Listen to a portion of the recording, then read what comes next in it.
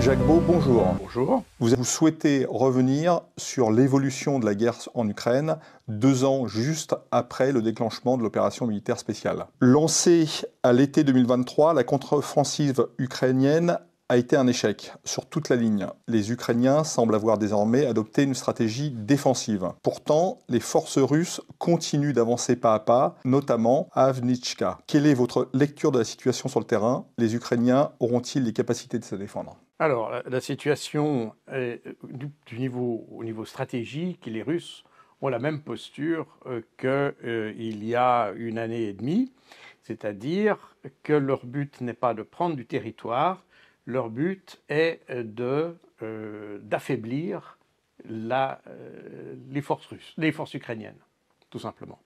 Donc ils grignotent, si vous voulez, l'armée ukrainienne. Ils l'ont d'abord grignoté dans une phase défensive, si vous voulez, durant toute la contre-offensive de 2023. La contre-offensive s'étant essoufflée, eh bien, les Russes ont continué à grignoter en avançant progressivement. Donc ils ne sont pas dans une dynamique de prise de territoire, donc ils n'ont pas une contrainte de temps, si vous voulez.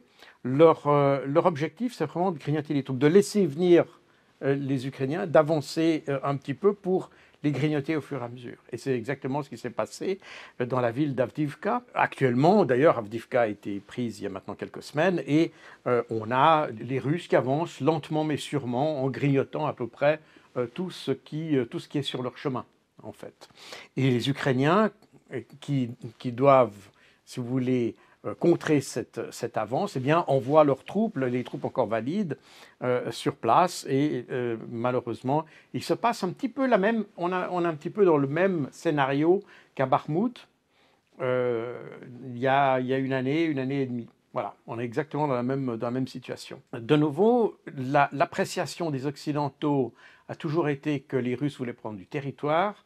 Or, les Russes ont toujours dit, et c'est toujours ce qu'ils ont fait, c'était de détruire des forces. Et nous, en fait, nous avons finalement encouragé les Ukrainiens à suivre la stratégie russe d'une certaine manière. Et c'est la raison pour laquelle, aujourd'hui, l'armée ukrainienne est fortement affaiblie. Elle a, eh bien, par la nature des choses, du fait de la stratégie russe, ce qui lui manque aujourd'hui, c'est du potentiel.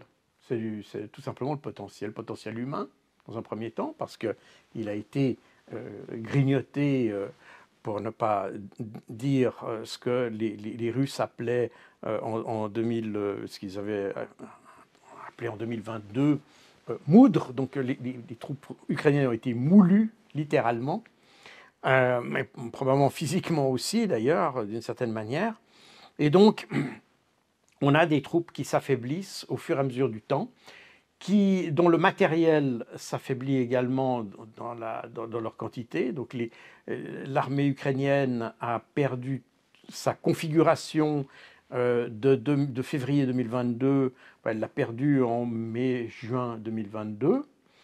Il y a eu une deuxième armée ukrainienne reformée à partir de vieux matériel des forces ex-soviétiques des pays de l'Est, qui ont fourni des vieux chars, vieilles pièces d'artillerie, des avions, etc. Cette deuxième armée ukrainienne, rééquipée à la soviétique, pourrait-on dire, s'est trouvée elle aussi pratiquement anéantie à la fin 2022. Et c'est à partir de ce moment-là que les Occidentaux ont commencé à apporter leurs armements, pas les plus modernes, mais des armements de génération précédente, comme les fameux Léopard 2, les chars Challenger, la promesse d'Abrams, de chars Abrams M1 américains, etc., etc. Et cette troisième armée rééquipée à l'occidental est cette armée qui a mené la contre-offensive de l'été 2023, qui, elle aussi, s'est trouvée en échec.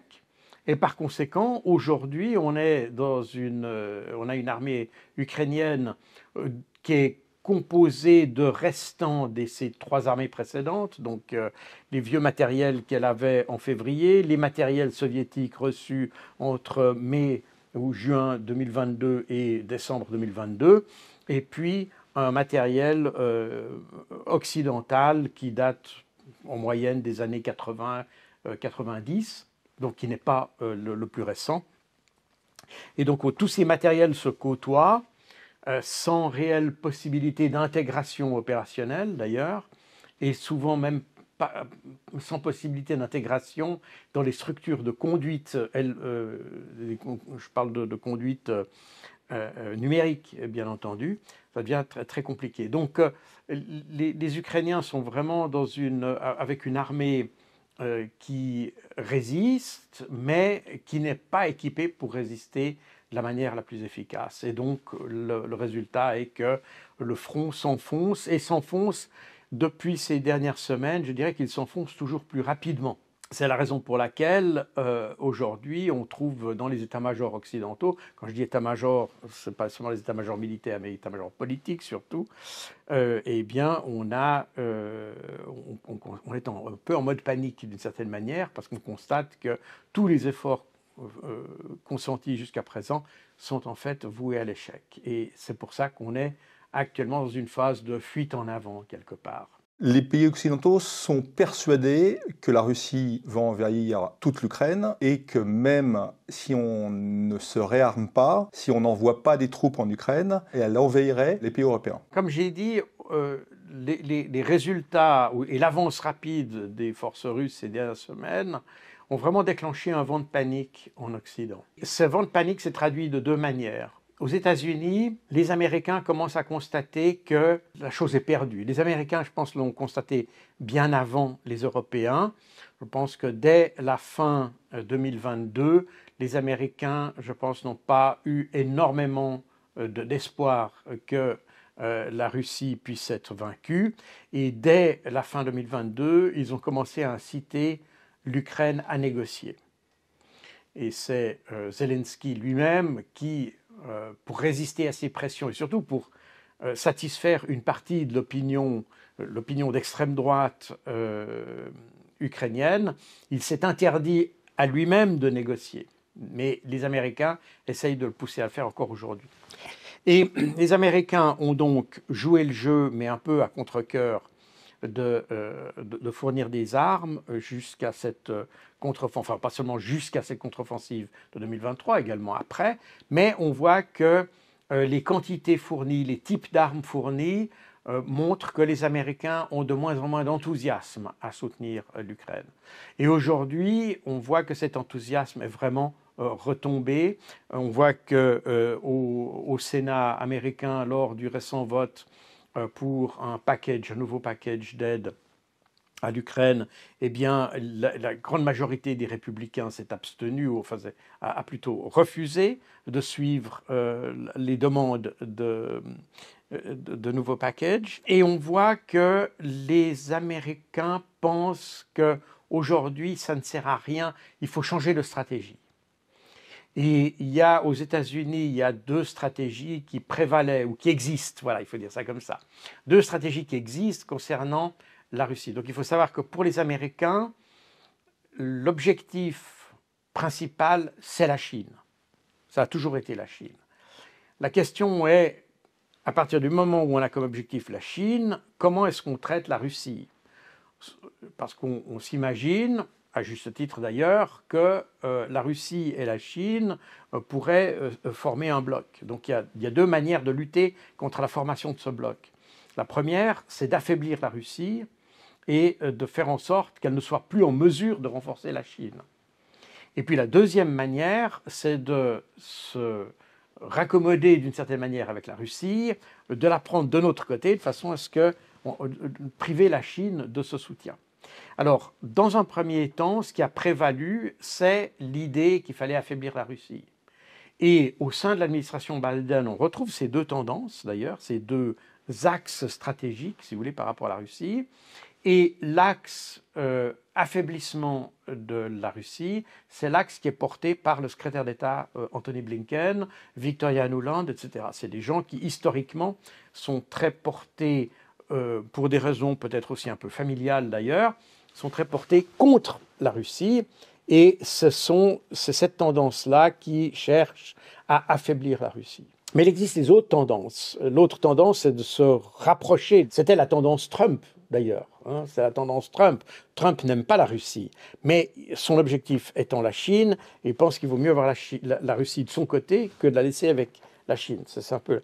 Et alors aujourd'hui, on s'aperçoit sur l'échiquier américain, et vous n'êtes pas sans savoir qu'il y a des élections présidentielles qui se dessinent, eh bien, on voit cette deuxième tendance par rapport à la Russie qui ressort. D'abord, Trump risque d'être, en tout cas s'il n'est pas élu, risque d'être un candidat important et ça commence à influencer les républicains au Sénat. C'est une sorte des républicains populistes en quelque sorte qui apparaissent. Et ces républicains se disent finalement, si l'affaiblissement de la Russie ne fonctionne pas, peut-être vaut-il mieux, peut-être pas se raccommoder avec la Russie, mais au moins arrêter de concentrer nos efforts sur la Russie parce qu'on est en train de nous épuiser et sans résultat. Donc on est un petit peu dans cette phase de transition que l'on observe aujourd'hui assez nettement aux États-Unis. Et alors, on voit que ça a une influence sur les Européens, naturellement, parce que les Européens n'ont pas ces deux approches. On a, en Europe, on a une tendance qui est très anti-russe, qui nous vient des ex-pays de l'Est, qui sont une partie importante du nouvel OTAN et de la nouvelle Union européenne, qu'on a depuis maintenant une vingtaine d'années. Et cela pèse assez lourd dans la manière dont nous appréhendons les relations avec la Russie. Donc la tendance, c'est de dire, puisque les Américains n'arrivent pas, c'est à nous de prendre le relais en quelque sorte. Voilà. Les Américains sont quand même la puissance clé dans cette affaire, parce que c'est eux qui ont les moyens, et on l'a très bien vu dans toute la crise ukrainienne ces 2 dernières années, que ce sont les Américains qui ont réussi à débloquer les plus grandes ressources, que ce soit les ressources matérielles, j'entends physiques, de matériel militaire, ou bien les ressources financières pour aider l'Ukraine. Mais si cette source se tarit, comme elle commence à se tarir d'ailleurs, et on voit que les Américains, par exemple, ont commencé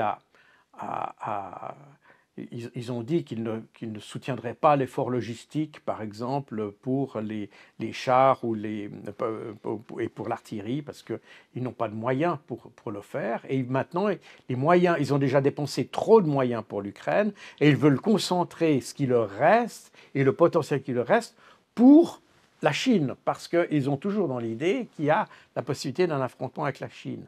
Alors typiquement, par exemple, la munition, qui est un élément clé de l'incapacité ukrainienne aujourd'hui à résister à la Russie, eh bien, ces munitions dont les capacités de production sont en grande partie aux États-Unis, les Américains ont dit qu'ils allaient produire des munitions, mais d'abord pour eux-mêmes et pas pour l'Ukraine. Donc on voit qu'il y a une lente désaffection des Américains pour l'Ukraine. Ça déplace tout le poids de l'aide envers l'Ukraine sur l'Europe. Or, l'Europe, elle n'est pas capable de remplir ses promesses. Et c'est intéressant de voir que Volodymyr Zelensky, c'était sauf erreur le 26 février, dans une déclaration, a dit que l'Europe avait promis 1 million d'obus pour fin mars 2024, pardon. Et en réalité, les Européens sont arrivés à n'en fournir que 30% de cette quantité. Donc, Zelensky constate que les Européens promettent beaucoup, mais ne sont pas capables de faire beaucoup, ou pas à la hauteur de ce qu'ils promettent. Et donc, on voit en Europe que le projet ukrainien, entre guillemets, est en train de leur échapper complètement. Et que tous les efforts et tout ce qu'ils avaient fait est en train de sombrer, de s'ensabler, en quelque sorte. Il faut donc remobiliser les énergies. Et c'est la raison pour laquelle on a, depuis maintenant quelques semaines, cette idée que la Russie pourrait attaquer l'Europe après avoir pris l'Ukraine. Donc c'est intéressant de voir qu'on n'est plus dans la défense de l'Ukraine, maintenant on est dans la défense de l'Europe. C'est intéressant aussi. Mais et vous faites référence à un article du Monde qui est paru aujourd'hui sur cette question de l'éventualité ou même la probabilité d'une attaque de la Russie contre l'Europe. Alors, vous comprenez, tout le problème ici, c'est là que le narratif qu'on a tenu depuis 2 ans commence à se retourner un peu contre nous.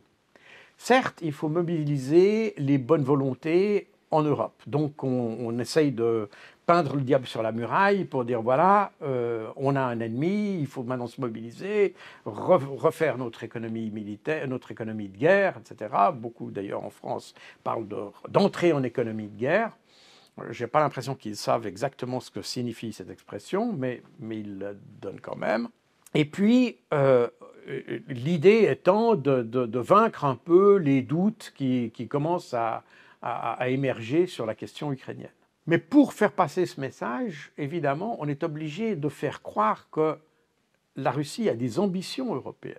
Or, je le répète, il faut écouter les discours de Vladimir Poutine, parce qu'il l'a dit officiellement, il l'a dit devant son Parlement, il l'a dit au public, il l'a dit au monde entier, à vrai dire. L'objectif de la Russie n'était pas de prendre l'Ukraine, ni même prendre une partie de l'Ukraine, mais de résoudre la question de la minorité russe, l'intégrité de la minorité russe dans le Donbass, la Crimée étant déjà considérée comme étant russe. Et c'est ça la raison. C'est la protection de la minorité russe en Ukraine, qui, je le rappelle, a fait l'objet d'une loi qui lui donnait des droits inférieurs à ceux des Ukrainiens normaux, la loi du 1er juillet 2021, évidemment dont personne n'a parlé en Europe parce que c'est une loi qui discrimine une population en fonction de son origine ethnique, et ça, personne ne peut l'admettre dans une démocratie, ce qui met un certain bémol sur la nature de la démocratie ukrainienne, mais bref, c'est une autre question. Et puis, il y avait le décret de mars 2021 de Zelensky pour la reconquête de la Crimée et du sud du pays, qui avait pour objectif de reprendre le contrôle des territoires situés au sud du pays, qui impliquait donc une opération militaire, une offensive militaire, qui s'est préparée dès la fin mars 2021. Et on a vu les préparatifs ukrainiens dans la région du Donbass. Ces préparatifs se sont étalés sur un peu moins d'1 année.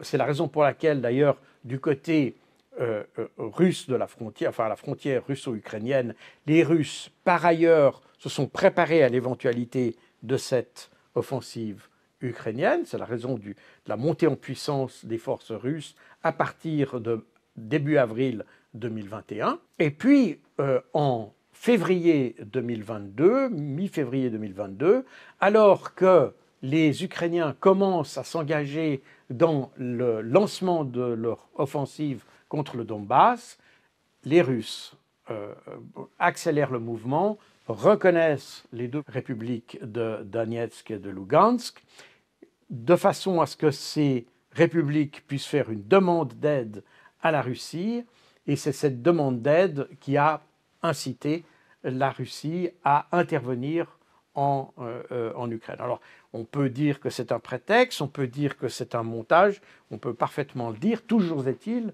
que la finalité de l'intervention russe en Ukraine n'est pas de prendre l'Ukraine, mais de protéger les populations du Donbass. Et on voit bien que l'Ukraine n'est pas un objectif, puisque en mars 2022, Zelensky a fait une proposition à la Russie, une proposition de résolution de la crise, et dans cette proposition, il y avait le retrait des forces russes de l'Ukraine.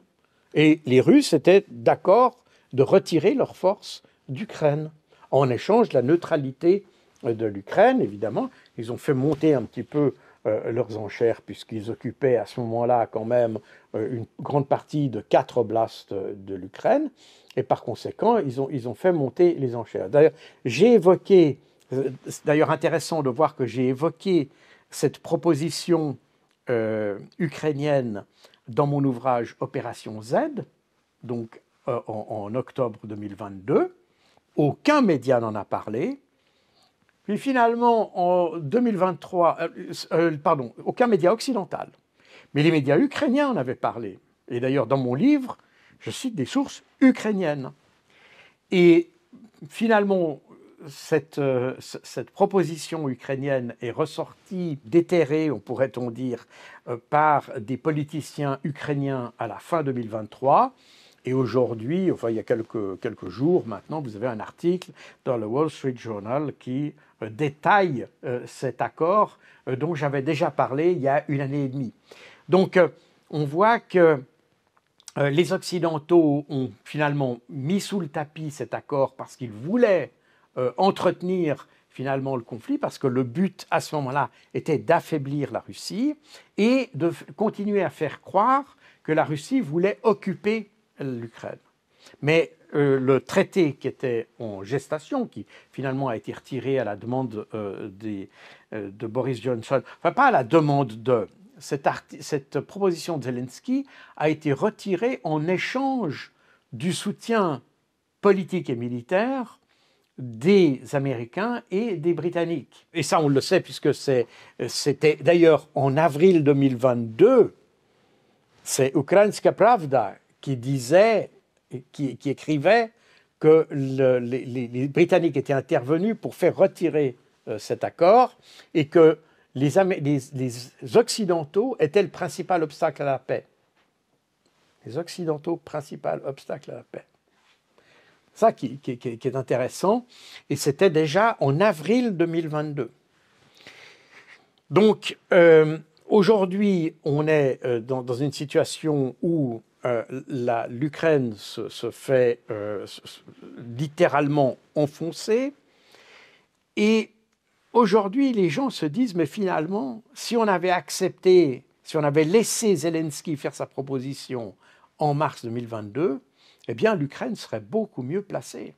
Elle serait aujourd'hui, elle n'aurait pas gaspillé autant de vies humaines, elle aurait une armée qu'on aurait eu le temps de former, de faire quelque chose de plus robuste, et puis surtout, elle aurait tout son territoire. Ouais, mais vous voyez bien que les pays occidentaux ne croient pas du tout à cette thèse-là, et d'ailleurs, Emmanuel Macron n'a pas exclu d'envoyer des troupes alliées en Ukraine si ça empire. Alors, de nouveau, on est dans le syndrome de la fuite en avant, n'est-ce pas? Alors bon, Emmanuel Macron, d'ailleurs beaucoup de dirigeants, même est-européens, ont un peu souri par rapport à Emmanuel Macron, parce que je ne pense pas qu'il soit extrêmement crédible. Il dit tout un jour et son contraire le lendemain. Donc, je pense que il y a des fois, en France, les politiciens feraient mieux de se taire, même très souvent d'ailleurs, parce qu'en réalité, ils ne sont pas pris au sérieux. Je pense que c'est le cas. Néanmoins, il faut être prudent quand même dans ce que je dis. Dans un premier temps, oui, tout le monde est monté au créneau en disant non, on ne va pas envoyer de troupes, on va pas s'engager avec des troupes sur le théâtre ukrainien.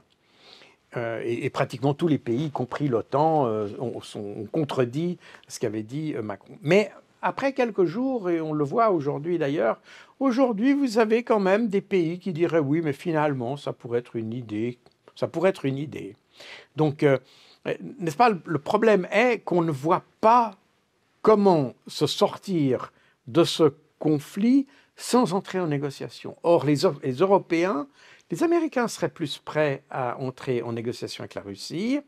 Ils ne veulent pas perdre la face, donc ils préfèrent envoyer les Ukrainiens le faire. Mais les Européens, eux, ont beaucoup plus à perdre politiquement, si vous voulez, dans une perte de face, entre guillemets. Raison pour laquelle ils sont aujourd'hui plus royalistes que le roi, d'une certaine manière.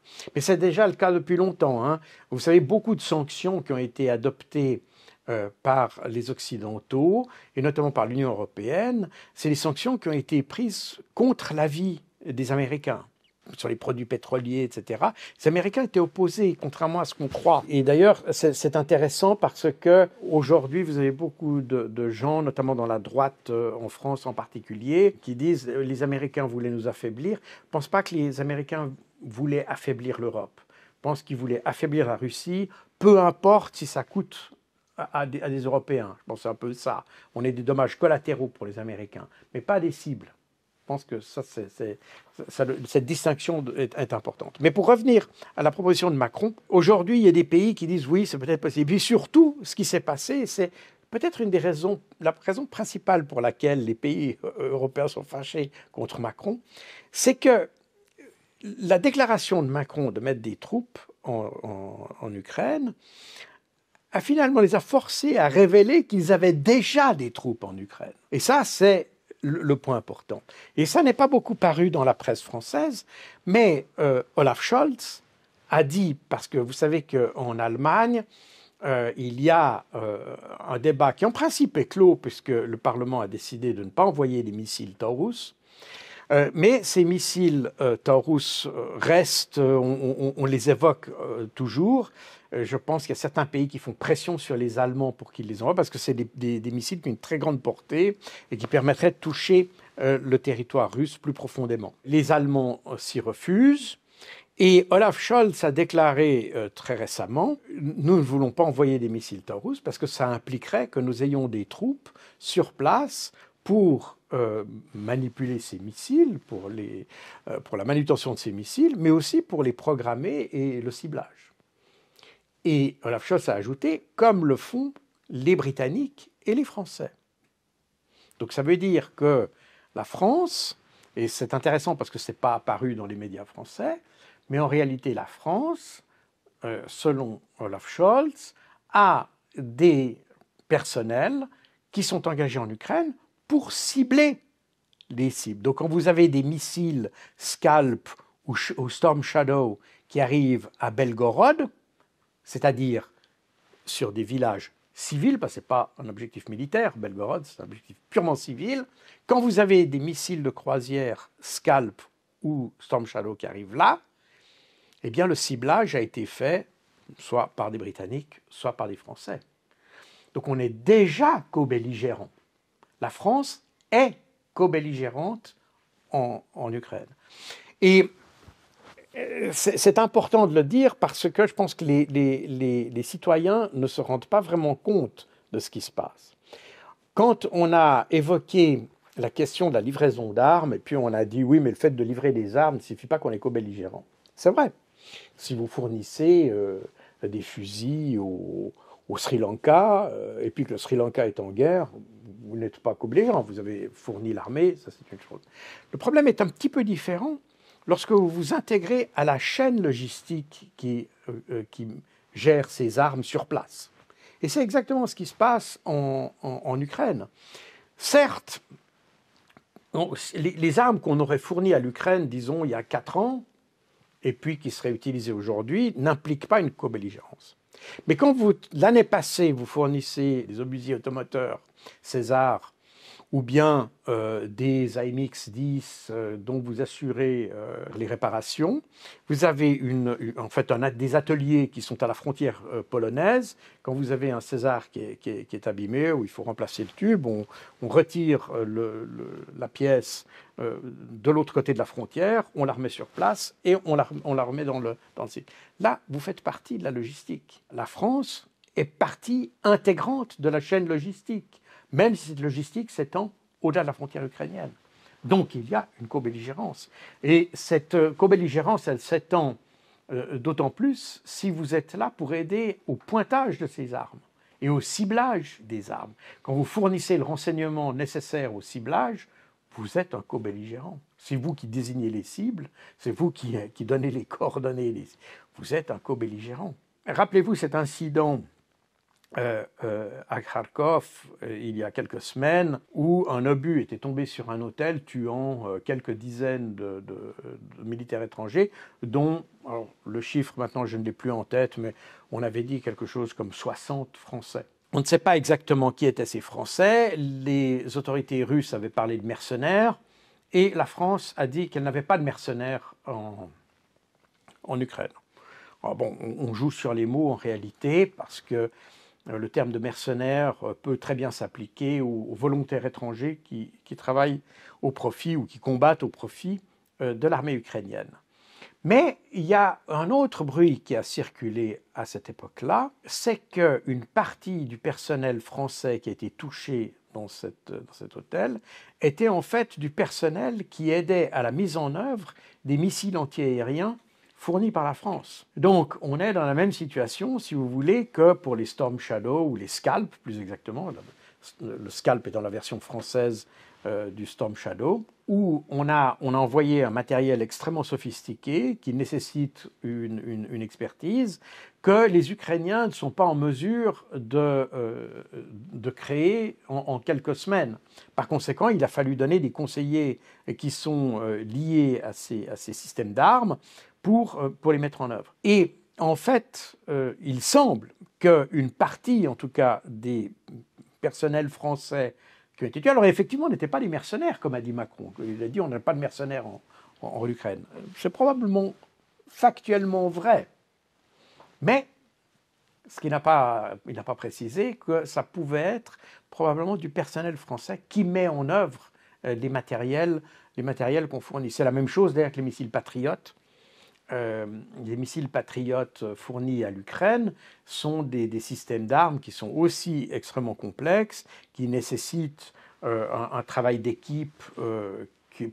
Maintenant, beaucoup doutent que les Ukrainiens soient capables de faire ça en aussi peu de temps. Ils sont certainement capables de le faire à terme, mais pas en quelques jours ou quelques semaines, comme ça s'est fait. Et il est bien probable qu'une partie, puisque les Russes ont pratiquement détruit la grande majorité de ces batteries patriotes, il est probable que des militaires européens ou américains aient été détruits en même temps que ces batteries. Donc, oui, ça impressionne un petit peu quand on dit que Emmanuel Macron voudrait envoyer des troupes en Ukraine. En réalité, il y a déjà des militaires français, alors je ne parle même pas des forces spéciales, qui sont déjà sur place et qui font du renseignement de terrain, etc. Bon, ça, je n'en parle même pas, mais il y a déjà des troupes qui sont sur place. Il y a aussi un article dans le New York Times qui disait que depuis une dizaine d'années, la CIA est sur le terrain en Ukraine, où elle a développé des partenariats avec l'armée ukrainienne. Il y a eu 12 bases secrètes qui ont été construites tout au long de la frontière avec la Russie. Alors effectivement, cet article du New York Times a été fortement, gros écho dans la presse internationale, mais en réalité, il n'y a rien de vraiment très surprenant là-dedans. D'ailleurs, on pourrait vous dire qu'il y a aussi des bases de la CIA en France, en Pologne, en Lituanie, en Allemagne, etc. Donc tout ça est loin d'être exceptionnel. Et quelque part, oui, on peut s'y attendre. Mais de nouveau, la CIA, c'est du renseignement en grande partie. Et oui, je pense, enfin, moi, ça ne m'a pas du tout surpris, ayant travaillé à l'époque, lorsque j'étais à l'OTAN, ayant travaillé en Ukraine, ça ne me surprend pas du tout. Maintenant, il faut être aussi très prudent aussi avec les termes, parce que quand on dit, par exemple, que l'OTAN était déjà, ou que l'Ukraine travaillait déjà dans le cadre de l'OTAN avant l'intervention russe, c'est vrai au sens large, mais il faut être précis sur les termes, parce qu'on a l'impression, certains donnent l'impression que cette présence de l'OTAN était illégale en Ukraine. Ce n'est pas tout à fait vrai. C'est même pas vrai, parce que la collaboration entre l'OTAN et l'Ukraine s'est effectuée dans le cadre du partenariat pour la paix, en réalité. Et d'ailleurs, quand moi-même j'ai été engagé pour participer à des projets en Ukraine, c'était dans le cadre du partenariat pour la paix. Donc l'Ukraine ne fait pas partie de l'OTAN, elle n'est pas un membre de l'OTAN, elle n'est pas ce qu'on a en termes otaniens, on appelle un allié. L'Ukraine est un partenaire de l'OTAN, exactement d'ailleurs au même titre que la Suisse, typiquement, ou à l'époque, d'ailleurs à l'époque où j'étais en Ukraine, la Russie était un partenaire de l'OTAN. Donc c'est dans le cadre d'un partenariat.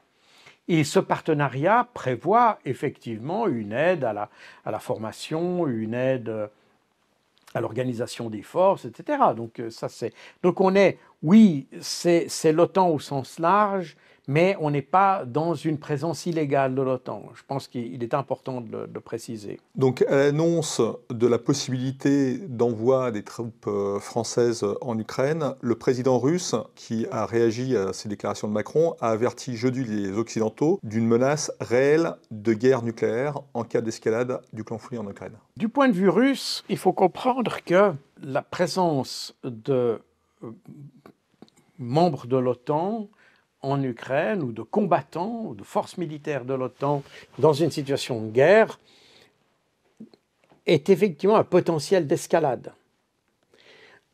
Parce que, admettons, par hypothèse, qu'un pays... alors, je prends la France en particulier, parce que la France est une puissance nucléaire. Donc, ça, c'est l'élément important. Et admettons qu'un bataillon français soit anéanti par des frappes russes. Est-ce que la France réagirait avec des armes nucléaires, par exemple? Ou serait tentée de... Voilà.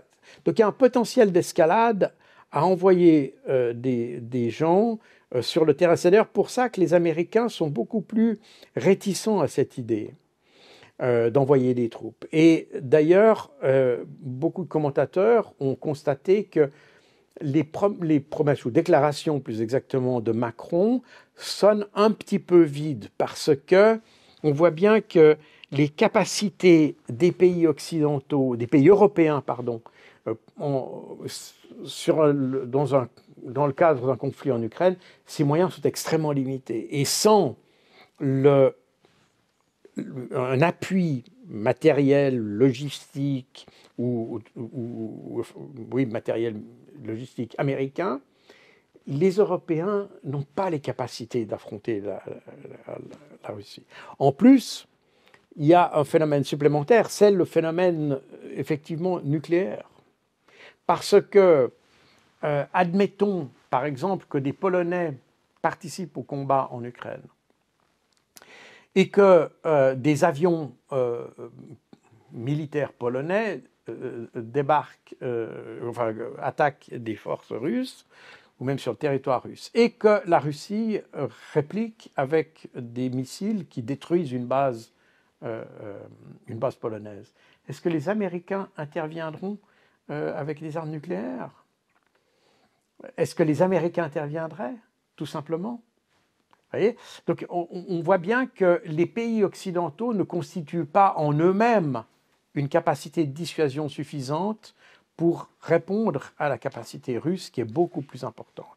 Par conséquent, je pense que la déclaration de Macron, bien qu'elle ne soit pas impossible techniquement, elle relève un petit peu de la fanfaronnade. Et puis l'idée, Macron avait émis une autre idée il y a quelques semaines, qui est peut-être plus inquiétante d'une certaine manière, mais peut-être tout aussi irréaliste, c'est qu'il avait dit qu'il pouvait mettre à disposition de l'Europe sa capacité de frappe nucléaire. Et là, on voit que le langage politique déborde un petit peu les capacités stratégiques, parce que est-ce que vraiment la France lancerait une frappe nucléaire contre la Russie si, dans le cas de l'exemple que j'ai évoqué tout à l'heure, si la Russie frappait une base aérienne polonaise, pour une Pologne qui serait impliquée dans le conflit, naturellement? Est-ce que la France lancerait un missile nucléaire comme avertissement ou n'importe quoi? Avec le risque, naturellement, que la Russie riposte nucléairement sur la France. Parce qu'il faut bien comprendre ça. Quand vous envoyez une bombe nucléaire, il faut vous attendre à ce qu'il y ait un retour de flamme. Et ce retour de flamme, c'est d'ailleurs le même calcul, ou le mauvais calcul, si vous voulez, qu'ont fait les Suédois. En passant de la neutralité à un membre de l'OTAN, ils deviennent tout d'un coup une cible potentiellement pour une frappe nucléaire si les Russes, dans un conflit qui soit nucléaire, décident qu'ils veulent la menace du Est, ou la menace Nord, si vous voulez, leur flanc Nord serait menacé, eh bien, ils n'ont pas besoin de s'inquiéter beaucoup. Ils peuvent faire une frappe nucléaire, alors que si la Suède était neutre, ben, ça n'inquiète pas les Russes et ils peuvent opérer. Parce que s'il y a une guerre en Europe, elle a toutes les chances de se trouver en Europe centrale. Par conséquent, quelquefois, nos politiciens ont tendance à voir uniquement le premier pas d'un conflit. Ils ne voient jamais les pas suivants.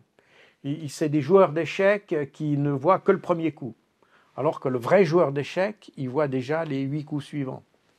Et c'est ça qui manque à nos politiciens. Et c'est probablement comme ça qu'il faut voir la déclaration de Macron. Donc, je pense que Macron n'a pas réalisé que participer au combat en Ukraine, ça suppose presque ipso facto une participation américaine, à la fois matérielle, mais aussi politique, parce que, n'est-ce pas, l'OTAN, je le rappelle, c'est important de le dire, l'OTAN a été construit autour de la capacité nucléaire américaine. C'est pour être sous le parapluie nucléaire américain que les pays de l'OTAN ont joint l'OTAN. C'est pour être sous cette protection-là. Donc, ça veut dire que si on s'engage et que des pays de l'OTAN s'engagent, ils peuvent s'engager à leur compte, bien sûr, mais à ce moment-là, ils ne bénéficient pas de la protection que leur offrirait l'alliance militaire. Et surtout, si les Américains ne sont pas impliqués dans cette décision, eh bien, il n'y a pas de protection possible de capacité nucléaire. Donc, je pense que la décision de Macron, comme beaucoup de ses décisions, sont des décisions un petit peu comme ça, c'est du tir à la hanche, si vous voulez, mais ça n'a pas beaucoup de réflexion derrière. Même si il n'est pas impossible que des pays engagent des forces aux côtés des Ukrainiens, peut-être même sous l'uniforme ukrainien d'ailleurs, pour renforcer l'Ukraine, parce que d'un autre côté, donc d'un côté, il y a l'impossibilité d'avoir un appui, de fournir un appui crédible à l'Ukraine, mais de l'autre, il y a le sentiment, d'ailleurs comme l'ont répété à plusieurs reprises les dirigeants européens, l'idée que la Russie ne doit pas gagner ou ne peut pas gagner. Par conséquent, on est partagé entre la capacité de ce qu'on peut faire et le risque de perdre la face. Voilà. On est un peu dans ce dilemme-là. Et je pense que les Américains aujourd'hui, élections aidant, pourraient contribuer à ramener les Européens vers un peu plus de raison. Et puis de se dire, maintenant, notre adversaire, c'est la Chine, et la Russie, eh bien, on va un peu l'oublier en ce moment, et puis l'Ukraine s'est perdue. Je pense que plus ou moins aujourd'hui, en tout cas dans les états-majors et notamment dans l'état-major américain, je pense qu'il y a personne n'a cette idée que la situation pourrait être retournée en Ukraine. Par conséquent, le mieux qu'on puisse faire, c'est prolonger les choses, mais l'idée qu'on puisse retourner la situation est, je pense, pour tout le monde à peu près exclue. Parce que personne n'a les moyens de faire ça.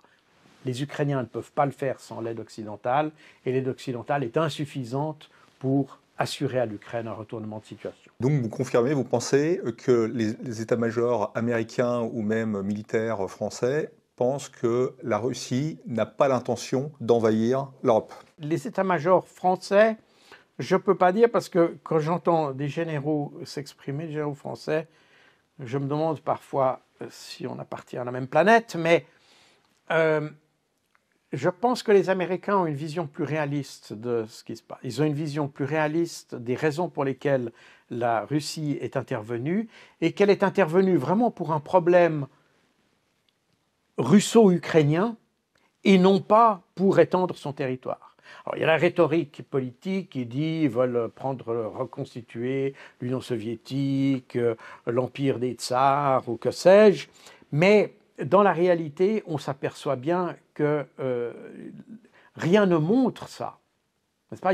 Les Russes ne l'ont jamais déclaré, ils n'ont jamais eu des prétentions sur d'ailleurs, la Pologne n'a pas fait partie de l'URSS.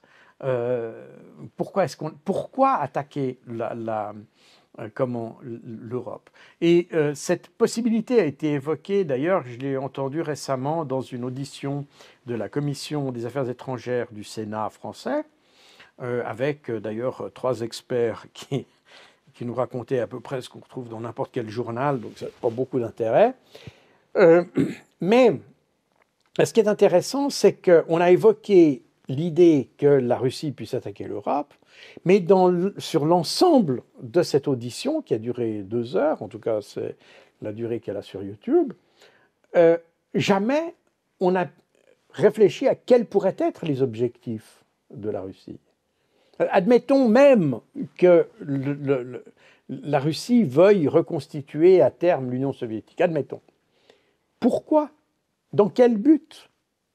Est-ce que c'est juste comme ça pour refaire une carte avec des pays de la même couleur? Quel est l'objectif de ça? S'il y avait un besoin en ressources naturelles, ou bien en potentiel humain, ou que sais-je, qui justifie l'idée de conquérir d'autres territoires parce qu'on en a besoin, alors on pourrait le comprendre, mais là, ça n'est pas le cas. Et on voit très bien d'ailleurs que tout isolée qu'elle est par le monde occidental, la Russie se sort même mieux que lorsqu'elle n'est pas isolée. Donc, on ne voit pas très bien quel pourrait être l'objectif de la Russie d'attaquer l'Europe, dans l'idée de déclencher une guerre mondiale. Quel est l'objectif? À quelle fin la Russie attaquerait? Pour ce qui est, de nouveau, nous nous laissons emporter par notre propre narratif, parce qu'on n'a jamais voulu admettre que l'Ukraine traitait mal ses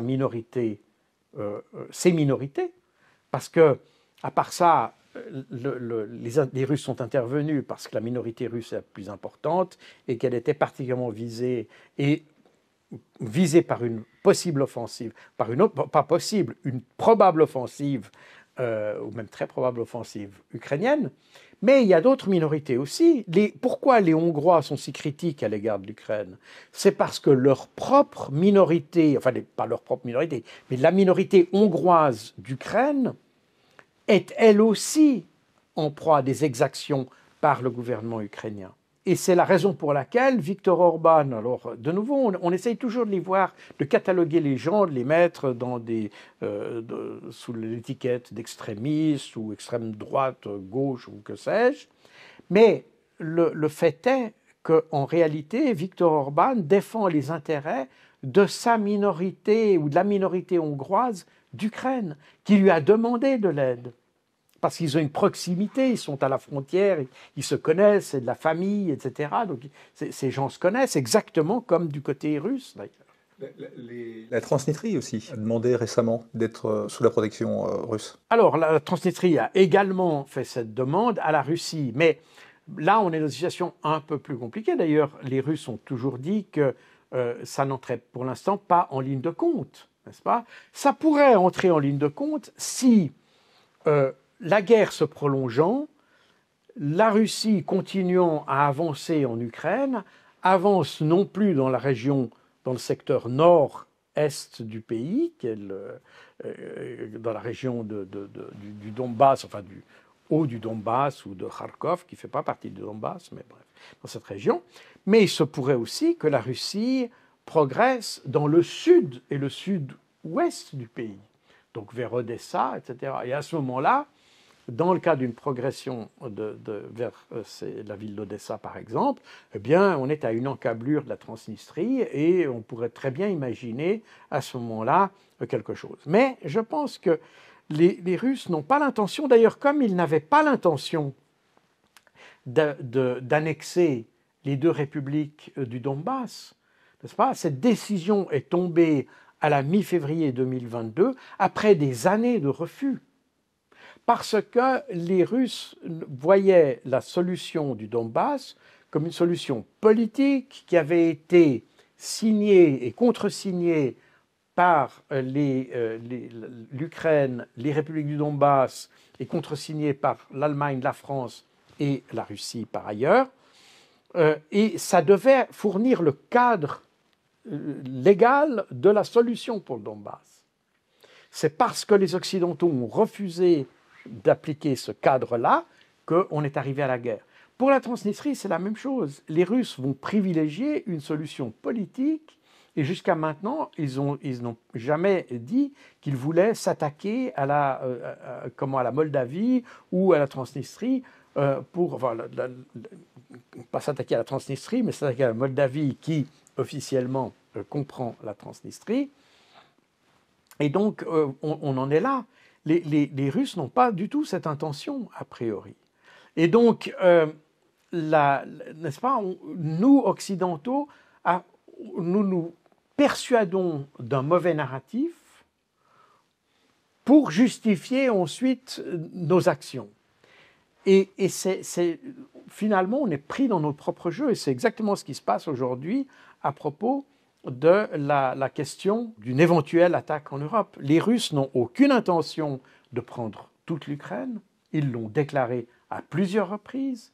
D'abord parce que l'occupation de l'ouest de l'Ukraine comprendrait des difficultés, parce que c'est là où on a le noyau ukrainien, à proprement parler, ukrainien, alors que du côté ouest et sud, est et sud, excusez-moi, on a les Ukrainiens russes, si vous voulez, ou russes-ukrainiens, je ne sais pas, donc c'est des Ukrainiens d'ethnicité russe, tandis qu'au centre et à l'ouest, on a une ethnicité ukrainienne. Et là, ça signifierait entrer dans une guerre de longue durée que les Russes n'ont aucune intention de faire. Donc l'idée d'une occupation de l'Ukraine, à moins que les Russes y soient forcés, y soient contraints, ce n'est pas du tout ce qu'ils veulent faire. Donc, a fortiori, les Russes n'ont aucune intention, ils n'ont pas aucun objectif, et on ne voit pas tellement quel serait leur intérêt à vouloir attaquer l'Europe, n'est-ce pas? Nous nous sommes persuadés que les Russes étaient contre l'Europe, qu'ils étaient contre l'Union européenne. Je rappelle que dans la proposition que Zelensky a faite en mars 2022 à la Russie, et que la Russie était prête à accepter, la participation de l'Ukraine à l'Union européenne était parfaitement entérinée. Il n'y a pas de problème particulier. Je rappelle qu'en 2013, c'est l'Union européenne qui a refusé un accord qui harmonise, pas qui harmonise, mais qui tienne compte ou qui combine à la fois les intérêts de l'Ukraine et de la Russie, parce que l'Ukraine avait un réel problème à s'intégrer dans l'Union européenne. D'ailleurs, on voit ce problème, on le voit apparaître d'ailleurs avec le problème des paysans aujourd'hui, ou du blé, etc., que les paysans européens ne veulent plus voir. Voilà. Ça, c'est un petit exemple de la problématique de l'économie ukrainienne par rapport à ses voisins. L'économie ukrainienne n'était pas conçue, si je peux dire ça comme ça, pour interagir avec l'Union européenne. Elle était conçue pour interagir avec l'économie russe, que ce soit, alors là, pour les paysans, on parle évidemment d'agriculture, mais c'est la même chose avec la production industrielle. Elle était dirigée vers la Russie. Par conséquent, en se dirigeant vers l'Europe, l'Ukraine perdait tout un pan de son économie. Et c'est pour ça que l'Ukraine aurait voulu avoir un lien avec l'Union européenne, tout en maintenant un lien avec la Russie. Et la Russie, elle, était tout à fait d'accord. C'est l'Union européenne qui a refusé cette combinaison. Et c'est ce qui a provoqué un délai de réflexion supplémentaire demandé par le gouvernement Yanukovych, et c'est ce qui a provoqué Maïdan, et c'est ce qui a provoqué, etc. Et on connaît la suite. Donc, n'est-ce pas, c'est notre dogmatisme, c'est le dogmatisme européen et occidental, mais en grande partie européen, qui est à la source des problèmes ici. Si on avait été plus flexible, qu'on avait reconnu à l'Ukraine son déficit industriel par rapport à l'Europe et qu'on avait accordé le temps de rediriger son économie, je pense qu'il n'y aurait eu absolument aucun problème. Mais on n'a pas voulu ça. On a voulu en faire un fait politique. On a dit, l'Ukraine, on retire l'Ukraine du giron russe pour le faire venir dans le giron. C'est ça qu'on a vu. On n'a pas vu les besoins de l'Ukraine. On n'a pas vu ce que l'Ukraine souhaitait. Parce que les Ukrainiens eux-mêmes, d'ailleurs, la population ukrainienne, c'est pas qu'elle n'aimait pas l'Europe. Elle voyait bien l'intérêt, mais elle voyait aussi que ça avait des inconvénients. De nouveau, c'est le même phénomène que les paysans, les paysans ukrainiens aujourd'hui. Il y a un intérêt à être vis-à-vis de l'Europe, mais il y a aussi un inconvénient. C'est que tout d'un coup, vous vous trouvez face à un marché qui n'est pas, et vous n'êtes pas configuré pour affronter ce marché-là. Donc voilà, on est dans cette situation. Et c'est un peu de nouveau, moi, quand j'analyse ces choses-là, j'analyse comme quelqu'un du renseignement. Je n'essaie pas de voir qui est le gentil, qui est le méchant. J'essaie de comprendre quels sont les éléments auxquels on devrait faire attention pour continuer à avancer. Et je constate que les dirigeants européens, d'une manière générale, sont absolument incapables de voir. Et finalement, ils ne voient que leurs échéances électorales, ils voient uniquement ce qui plaît aux gens, ce qui va faire dans les tweets et faire le buzz en quelque sorte, mais ils ne voient pas les situations à long terme. Et c'est pour ça que vous avez des gens qui racontent noir un jour, blanc le lendemain, etc. Et puis finalement, on ne s'y retrouve plus du tout et on a une confusion complète. Et c'est d'ailleurs exactement comme ça que l'on voit la gestion des crises. Ça a été toutes les crises d'ailleurs, que ça a été la crise du terrorisme, ça a été la crise de l'Afghanistan, ça a été la crise même du coronavirus d'ailleurs, etc. On voit qu'on a de la difficulté à se mettre dans une posture stratégique cohérente parce qu'en réalité, on ne voit pas la stratégie comme étant un élément de long terme à l'intérieur duquel se trouvent des stratégies, des tactiques. On assemble des suites de tactiques et on croit que ça fait une stratégie. Voilà. Alors, il y a eu un autre événement récent qui est la mort d'Alexis Navalny, donc le 16 février. Vous avez écrit un livre sur Alexis Navalny en 2021 intitulé « L'affaire Navalny, le complotisme au service de la politique étrangère ». Quelles conséquences la mort de Navalny aura-t-elle sur la politique intérieure russe ? Je ne pense pas que ça ait un grand impact. Navalny était l'opposant le plus connu de Russie, mais de loin pas le plus important.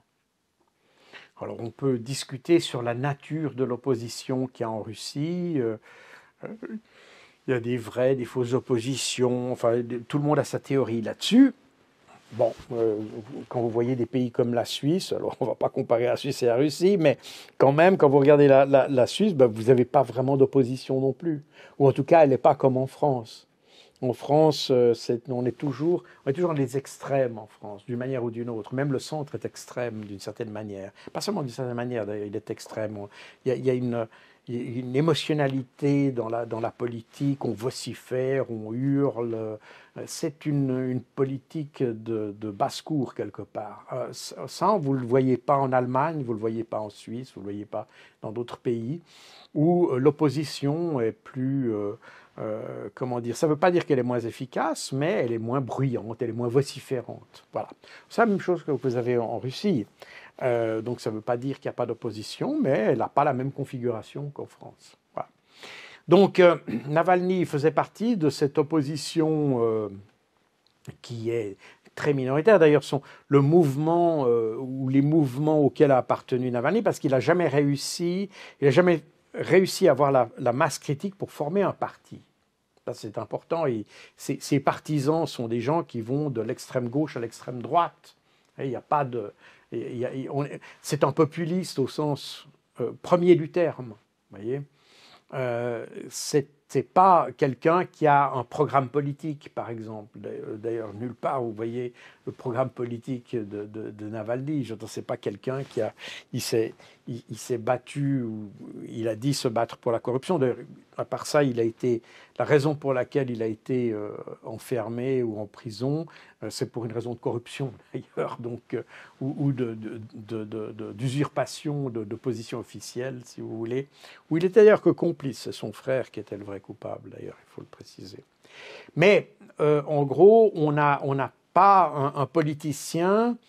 On a un politicien qui est charismatique, qui présente bien, qui a l'oreille des pays occidentaux, mais ça s'arrête un peu là. J'entends, à partir du moment où vous voulez un programme politique, où vous voulez un projet, un avenir, c'est pas avec Navalny que vous allez le trouver, parce qu'il n'y a pas de ligne politique, il n'y a pas de parti, il n'y a pas de cohérence, on est simplement contre.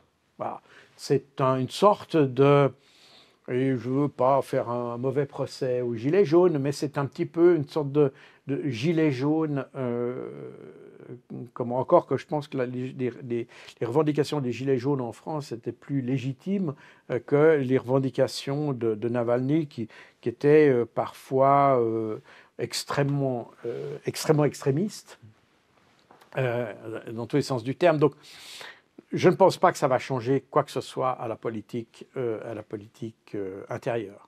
Quant à la politique extérieure, sa mort a évidemment un impact parce que, du coup, les pays occidentaux ont tout de suite imaginé, je dis imaginé parce que même si on peut supposer qu'il a été éliminé par les autorités russes, eh bien, aucun élément ne le démontre.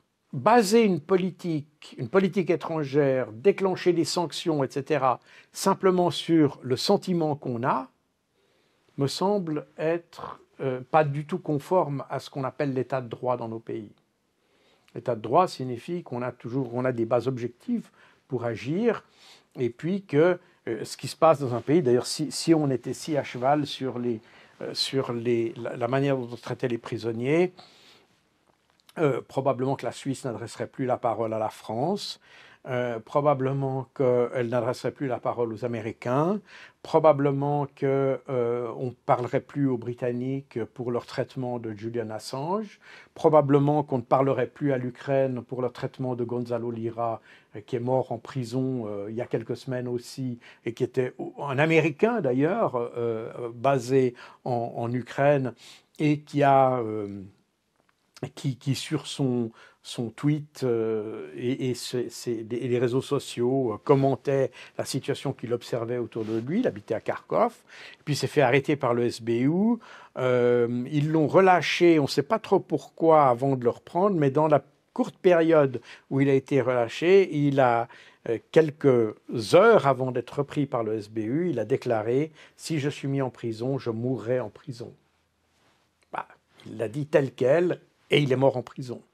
Et il avait déjà été soumis à des tortures chez les... Donc, mais ça, on ne le dit pas, parce que si on appliquait la même logique qu'avec la Russie, eh bien, on ne parlerait plus à l'Ukraine. Donc, on est là dans une sorte de politique à géométrie variable que l'on applique non pas en fonction du droit, non pas en fonction de nos valeurs, mais simplement en fonction du fait qu'on n'aime pas les Russes, qu'on n'aime pas les Arabes, qu'on n'aime pas ceci, qu'on n'aime pas cela. Voilà. C'est en fonction de nos préférences qu'on agit, mais pas du tout en fonction ni de l'intérêt national, ni de l'intérêt international d'ailleurs. Donc, et d'ailleurs, c'est assez symptomatique de voir que dans les minutes qui ont suivi l'annonce de la mort de Navalny, un très grand nombre de dirigeants européens ont immédiatement tweeté que Poutine était responsable de sa mort et qu'il l'avait empoisonné, enfin que sais-je.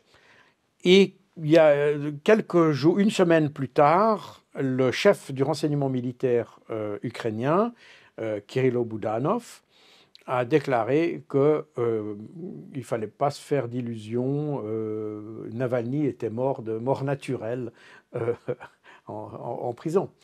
Donc, le chef du renseignement ukrainien qui dit que Navalny est mort de mort naturelle, à l'encontre de tout ce qu'avaient dit les Occidentaux, ça, je ne sais pas si, je ne connais pas la réalité, je ne sais pas ce qui s'est passé avec Navalny. Il y a une explication officielle qui apparemment tient la route, donc à défaut d'autre chose, en tout cas, on peut accepter ça. Mais ce qui est intéressant, c'est que le fait que les Ukrainiens disent qu'il est mort de mort naturelle montre qu'on ne peut pas se baser sur la certitude qu'il a été assassiné. C'est ça qui est important. C'est pas de savoir, je ne sais pas si Kirill Boudanov a plus raison que les autres, mais ça montre qu'il y a en tout cas un éventail de possibilités qui fait qu'on ne peut pas baser notre politique étrangère sur simplement une affirmation. Et c'est là que je vois le problème. De nouveau, en tant que professionnel du renseignement, j'ai de la peine à comprendre qu'on puisse asseoir une politique étrangère ou l'adoption de sanctions, enfin ce que vous voulez, simplement sur le sentiment ou la perception de quelque chose. Voilà. Et c'est là où je vois la grande faiblesse de nos gouvernements, la grande faiblesse de nos parlements, qui par ailleurs sont incapables de remettre en question les décisions des dirigeants et qui n'ont non seulement pas la capacité de le faire, mais ils n'ont pas l'intention de le faire. Et je le constate quand je vois les questions qui étaient posées, notamment à propos de l'Ukraine, lors de cette séance, cette audition de la Commission des Affaires étrangères du Sénat, je constate une incroyable ignorance des parlementaires sur les questions internationales. On a des gens qui je ne sais pas s'ils connaissent les 500 mots de la ménagère, mais en tout cas, ils ne lisent pas beaucoup plus que quelqu'un qui voit que les grands titres des journaux, c'est tout. Et ça, on le voit d'ailleurs dans justement ces réactions face à l'affaire Navalny, etc. Ils sont incapables de prendre du recul par rapport aux choses. Tout de suite, il faut tout de suite déclencher l'artillerie, tout de suite s'insurger, tout de suite vociférer, tout de suite hurler. On est dans quelque chose qui relève vraiment de l'école primaire quelque part. On attend de ces gens qu'ils soient capables de prendre du recul, de se documenter, de demander des études, des enquêtes. Alors des vraies études, pas des études. Alors, la plupart des instituts en France qui font des études, on constate que malheureusement, ne sont pas des études sérieuses. Et on s'aperçoit d'ailleurs, comme je dis, moi, ce que j'avais écrit dans mon livre Opération Z est aujourd'hui ce que les généraux ukrainiens disent. Donc ça veut dire que l'analyse que j'avais faite à l'époque était, bien que qualifiée de pro-Poutine, etc., elle reflétait en réalité les réalités du terrain, et que cette réalité, un jour ou l'autre, finit nécessairement de venir à la surface. Et puis, vous ne pouvez pas faire de la politique ou même la guerre sans tenir compte de cette réalité. Vous ne pouvez pas simplement faire la guerre en vous persuadant que vous gagnez. Enfin, ça me semble tellement enfantin de penser qu'il suffit d'imaginer qu'on gagne pour gagner. La réalité n'est pas celle-là. Et si la Russie gagne ou si elle perd, enfin, le fait est qu'elle gagne ou elle perd. Et votre stratégie doit être appliquée sur ses capacités réelles, pas sur des capacités imaginaires. Si vous voulez la faire perdre, ok, faites-la perdre, mais alors faites une stratégie qui est basée sur le fait que pour l'instant elle gagne. Là, on continue à avoir des stratégies qui se basent sur notre imaginaire et sur l'image qu'on a d'une armée dont on voudrait qu'elle perde. Donc on façonne nos stratégies par rapport à une réalité qui n'a rien à voir avec le terrain. Quelle devrait être la stratégie pour que l'Ukraine gagne ? Il n'y a pas une stratégie. Il y a sans doute des dizaines possibles. C'est aux Ukrainiens, ce n'est pas à moi de leur dire la stratégie qu'ils ont à faire. Il y a quantité de manières, beaucoup de choses, il aurait fallu le faire avant d'ailleurs, parce que maintenant. Mais je ne veux pas entrer dans cette question. La question, ce sont des gens, aujourd'hui, si vous voulez, les Occidentaux doivent réfléchir à ça en fonction de leurs moyens, en fonction des moyens qu'ils sont prêts à mettre en œuvre. Voilà, je ne peux pas faire une stratégie comme ça, pas vous sortir une stratégie de ma poche, ça n'a pas de sens, comprenez. La question, une stratégie, la guerre, ou la stratégie à la guerre, c'est toujours une combinaison d'objectifs, de moyens et de ressources. Quelle que soit votre stratégie, qu'elle soit industrielle, qu'elle soit militaire, quelle que soit votre stratégie, elle comprend ces trois moyens. Les objectifs, les moyens et les ressources. La manière, si vous voulez, quand je dis moyens, c'est la manière dont vous voulez le faire et les ressources. Il faut voir quel est l'objectif qu'on veut atteindre. Qu'est-ce que ça signifie gagner une guerre ou la perdre? Quand on dit la Russie ne peut pas gagner, ça ne veut rien dire. Ça ne veut strictement rien dire. Quand on veut que l'Ukraine gagne, qu'est-ce que contient le mot « gagne » ? Qu'est-ce que ça veut dire concrètement? Et c'est la reprise d'1 kilomètre carré, de 2 kilomètres carrés, d'une ville, de la Crimée, de tout le territoire. Alors on voit bien que si la victoire est définie par la reprise de 2 kilomètres carrés, c'est faisable. Si la victoire est déterminée par la reprise de la Crimée, on s'aperçoit que c'est pratiquement très difficile, puisque c'était l'objet, d'ailleurs, ou l'objectif de la contre-offensive de l'été 2023. Donc, il faut qu'il y ait des objectifs. Ensuite, il faut que les moyens soient adaptés à ces objectifs.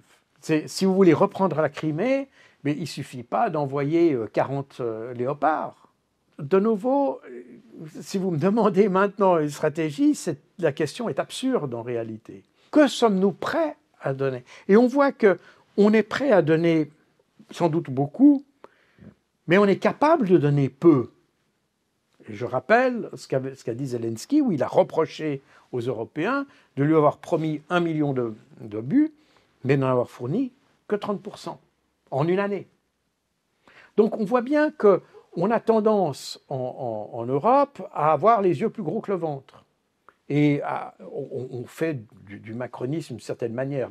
C'est des grandes déclarations, des grands effets de manche, on fait des grands effets, mais on n'est pas capable de faire. Et on ne sera pas capable pendant longtemps. Alors, je ne veux pas entrer dans toutes les explications ici, mais on arrive à démontrer presque mathématiquement qu'on n'arrivera pas aux objectifs, enfin même pas aux objectifs, parce qu'il n'y a pas d'objectif énoncé, mais à l'idée de faire gagner l'Ukraine. On n'y arrivera pas. La question qui se pose après, c'est à partir du moment où on n'a pas les moyens de le faire, où on n'a pas la stratégie pour le faire, et où on ne sait même pas ce qu'on veut faire, c'est peut-être plus judicieux de prendre le téléphone et puis de voir comment on arrive à arranger les bidons différemment, c'est-à-dire négocier.